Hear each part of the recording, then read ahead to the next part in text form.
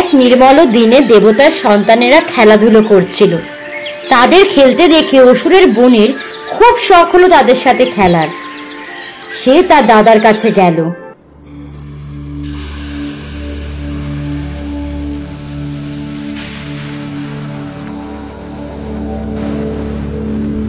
দাদা দাদা, বল বোন। আমি দেবতাদের বাচ্চাদের সাথে খেলতে যাব। যাবি? ঠিক আছে, চল, তোকে আমিই নিয়ে যাব। যা বোন, তুই গিয়ে দেবতার বাচ্চাদের সাথে ভালো করে খেলাধুলা কর। আমার একটা কাজ আছে, ছোট্ট কাজটা সেরে আসি। আর শোন, দরকার হলে আমায় কিন্তু ডাকবি। আচ্ছা ঠিক আছে। ওই তোদের সাথে আমি খেলবো? না না না, ওই অসুরকুলের কোনো মেয়েকে আমি খেলতে নিই না, চলে যা। খেলতে নি না রে? না না, নিজের চেহারা, গায়ের রং যা দেখেছিস, তুই আমাদের সাথে খেলবি? দেবতাদের বাচ্চাদের সাথে ও খেলবি? অসুরের বাচ্চা, বেরো।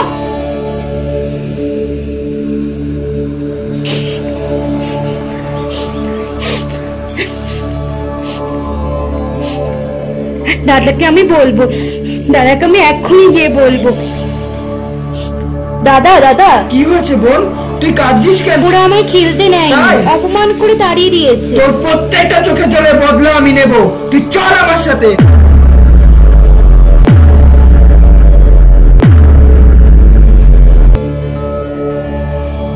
এই শোনো, তোমরা আমার বোনকে অপমান করেছো কেন? এসেছিল এখন অসুরের বোন, এখন আর একটা অসুর চলে এসেছে। কি অবস্থা! তোমরা আমার বোনকে অপমান করেছো কেন সেটা আগে বলো। কোন সাহসে আমার বোনকে অপমান করেছো? কোন সাহসে? দেখেছিস অসুরকুলের সঙ্গে কোনোদিন দেবতাকুলের মিল তোদেরকে না আমি হয়েছে? দেখে নেব। দেবতাকুলের থেকে হওয়া অপমান সইতে না পেরে মহিষাসুর রাগে গজগজ করতে লাগলো। না না না, অসুরকুলের এই অপমান আমি কিছুতেই সহ্য করব না। কিভাবে ওই দেবতারা নিজেদের, কিসের এত দম্ভ ওদের, কিসের এত অহংকার, কিভাবে ওরা নিজেদেরকে ভেবেছিলাম দেবকুল আর অসুরকুল সর্বদা একসাথে থাকবে, কিন্তু না, এই ভাবাটা আমার মূর্খামি, কখনোই হতে পারে না সেটা। এবার আমি এমন কঠিন তপস্যা করব যাতে ওই দেবকুলকে আমি আমার পদপৃষ্ঠে নামিয়ে আনতে পারি।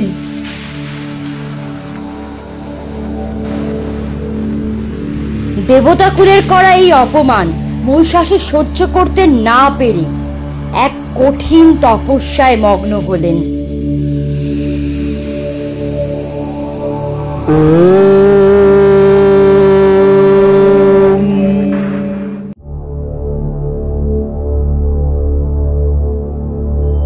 দীর্ঘ 10 বছর তপস্যার অবসানে ব্রহ্মদেব সন্তুষ্ট হয়ে উপস্থিত হলেন।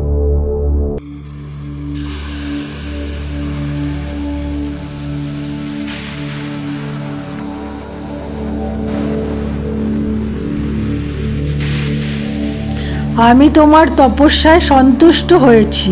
বলো বৎস, তোমার কি বর চাই? হে ব্রহ্মদেব, আমি অমরত্ব লাভ করতে চাই।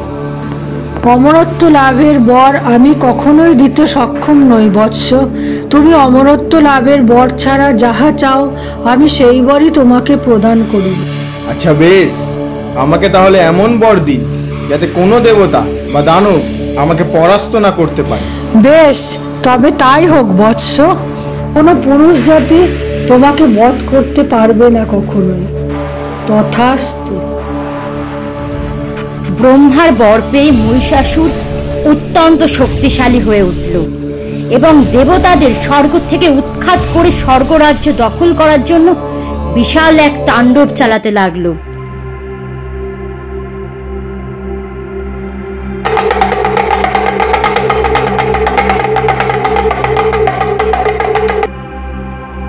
অসুরের এরকম তাণ্ডব আর দেবতাদের ওপর অসহনীয় অত্যাচারের পর বিষ্ণুর কপালে চিন্তার ভাঁজ দেখা গেল এই পরিস্থিতি নিয়ে।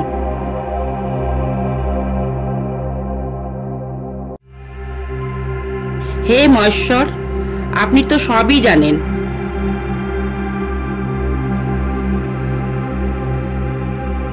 দেখছেনই তো, মহিষাসুর ব্রহ্মার বর পেয়ে দেবতাদের স্বর্গ থেকে উৎখাত করছে। চলুন ব্রহ্মাদেবের কাছে যাই, উনিই সমস্যার সমাধান করবেন। হ্যাঁ চলুন। হে ব্রহ্মদেব, আপনি আমাদের রক্ষা করুন। তোমাদের অপেক্ষাতেই ছিলাম। সত্যি অসুরকুল দেবতাদের অতিষ্ঠ করে মারছে। হে ব্রহ্মদেব, আপনিই কিছু সমস্যার সমাধান করুন। এই সমস্যার সমাধান অবশ্যই আছে, তবে কোনো পুরুষ জাতি মহিষাসুরকে বধ করতে পারবে না, কিন্তু নারী শক্তির দ্বারা মহিষাসুর বধ হবে।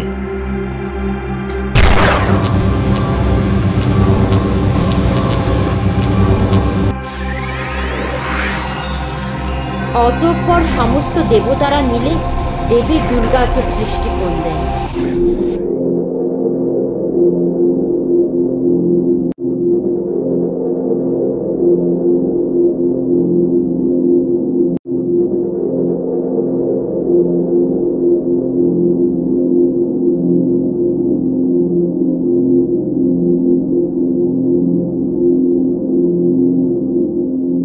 ত্রিলোকাসুরকে আকৃষ্ট করে তোমার সামনে এনেছো।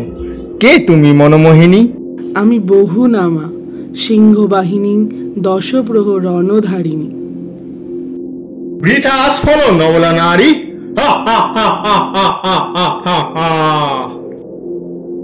কাকে তুই পরাস্ত করবি? ত্রিলোকাসুরকে? হে মহিষ, আমি এ ব্রহ্মাণ্ডের অধীশ্বরী। হে অধীশ্বরী, দেবতারা পরাজিত হয়েছে বলে কিনা একটা নারীকে পাঠিয়েছে আমার সাথে যুদ্ধ করতে। হে মহিষ, নারীর মধ্যে কিসের শক্তির হীনতা? নারী তো শক্তিরই আধার। পুরুষ শরীরেও যে শক্তির প্রবাহ, তারও উৎস স্বয়ং আমি।